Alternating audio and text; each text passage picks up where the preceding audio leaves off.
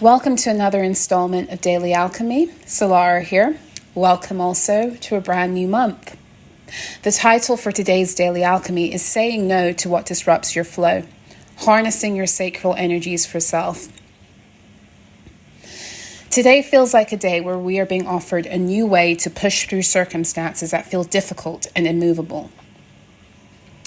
The false matrix taught us that if we wanted to get something done, we had to work harder and do more, apply more energy in the physical towards attaining the desired result. The reality is that we don't always get where we want to be by hard work and grinding alone. The hardest working people on our planet are not the ones cashing in the biggest checks.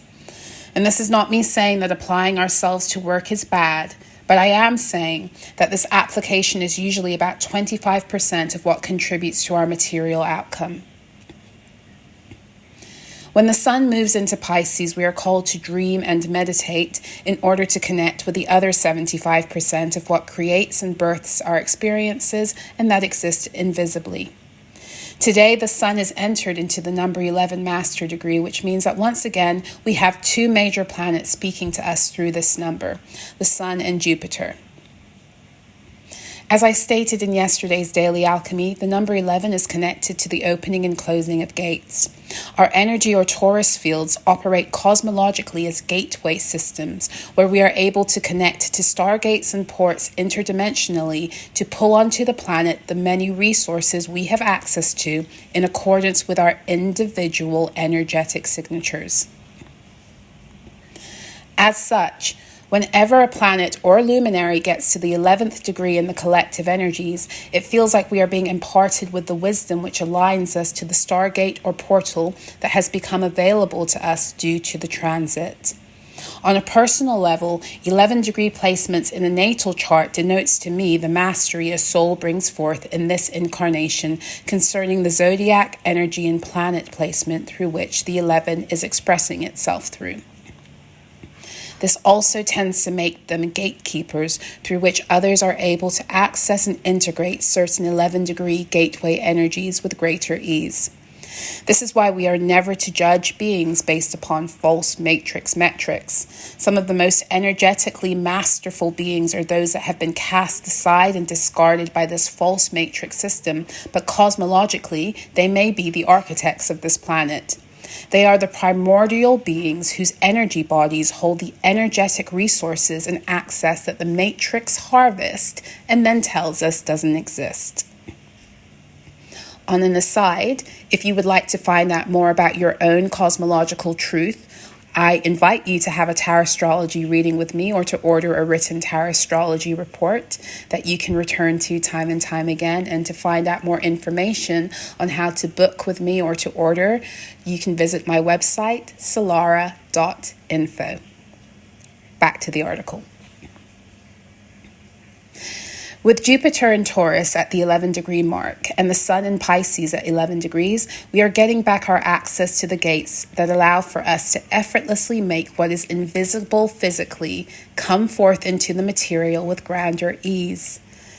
The karmic scales are being reset back to their proper settings, following an eon of wormhole fuckery and loopholes around universal karmic laws, masterminded by those who turn this planet into an energetic prison and soul-holding operation. Some of you are greater than the master manifestors that the many spirituality gurus of the Matrix like to falsely title others. Just because you've been manifesting what you don't want doesn't mean you're not a master at it. In fact, some of the ones with the greatest knack and talent for manifesting are those that the supporters of the Matrix had a vested interest in keeping stuck and in lower frequencies. If the false matrix was created and run off of the hijacking and using of our energy fields to create these distortions and false realities, don't you think they chose the ones with the highest manifesting or creation abilities in order to maximize the potential of their agendas? In other words, the ones that the architects of the false matrix applied a lot of time, work, and spells to keep asleep and stuck are the ones whose energy fields they needed the most to perpetuate their lie. Those of you who may have found it the hardest to manifest beauty in your reality are the very ones they wounded and bound into lower frequencies in order that they could harvest your pain, because that's how emotionally powerful you are.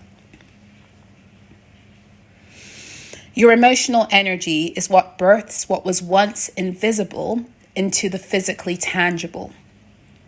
Your sacral energy specifically. Those with the most potent emotional and heart energy are the ones who were purposely wounded the most in order to keep the false matrix grid lines fed and running off of their pain. Some of you are so emotionally rich that you can effortlessly pull energies into material reality with ease. However, this works in all ways. You can be just as powerful to manifest out of fear as you are to create out of love. And they knew this about you. Before you were even allowed to incarnate here, your true galactic and cosmological history was run. You were purposely placed in karmically dense bloodlines to further limit your ability to awaken and reaccess your sacral flow for yourself and the betterment of the planet. It is in this way that karmic families are designed to abuse high-frequency beings. This is how they are able to get you to produce realities from your pain that further matrix agendas, in which some of them become beneficiaries. I spoke and channeled a message about this galactic arrangement a few months ago on my channel, Solarah Speaks. For those of you joining me on YouTube, I am posting the link to that video in the description box below. As we exit the Eight of Cups and begin our sojourn through the second decan of Pisces season, which is represented by the Nine of Cups, we are being assisted in reconnecting with the fullness of our own sacral flow. The fact that the moon is presently in Scorpio, the sign that connects us to our sacral chakras and is responsible for helping us to attune to the emotions that open and close gates, as the sun reaches this master gateway degree of Pisces, further highlights this point.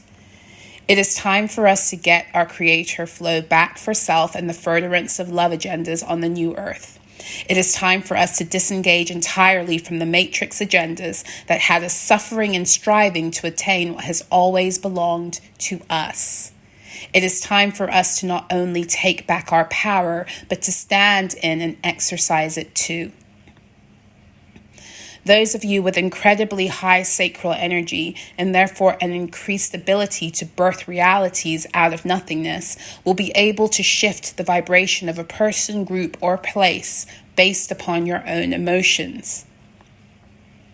You are the people who can step into a room and shift the energy. You are the people who can move others deep into their own emotional truths by your words, voice, and art. You can transport people from one emotional state to another with ease because you are wave carriers and water bearers. You connect easily psychically and in dreams.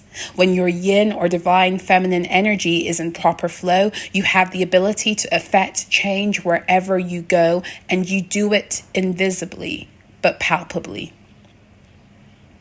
This energy window that is opening today is for you, beautiful souls. Those of you who have been abused by this false matrix and its many programs for the furtherance of its fear and pain structures are being granted an opportunity to regain access to your own emotional mastery and the gates you were once frequentially locked out of.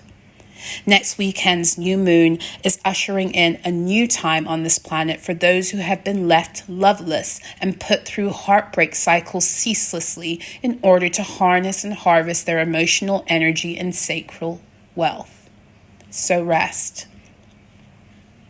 I know that this is counterproductive to everything you've been told produces results, but please remember, the grind culture of the false matrix that is glorified is accomplished by the harvesting of our pain, especially those of us with the richest emotional resources.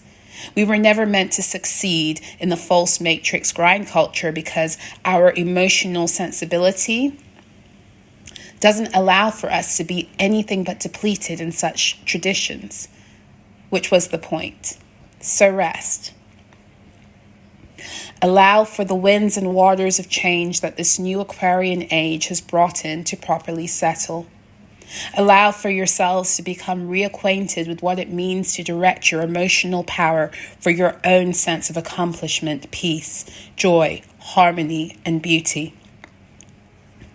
And whenever you feel tempted to push yourself forward out of guilt and the old program that told you your value lies in your productivity wants to alter your true perception, realize that a dying process is occurring through you. The old program wants you to bring it back to life by striving and chasing and worrying and opening a door away from your true power and towards another chapter of suffering. So know this and just say no. No to the programs designed to deplete you. No to the beliefs that cause you to doubt your power and your beauty. No to the demands outside of you that require for you to reject or diminish your truth. No. Just no. Ashe.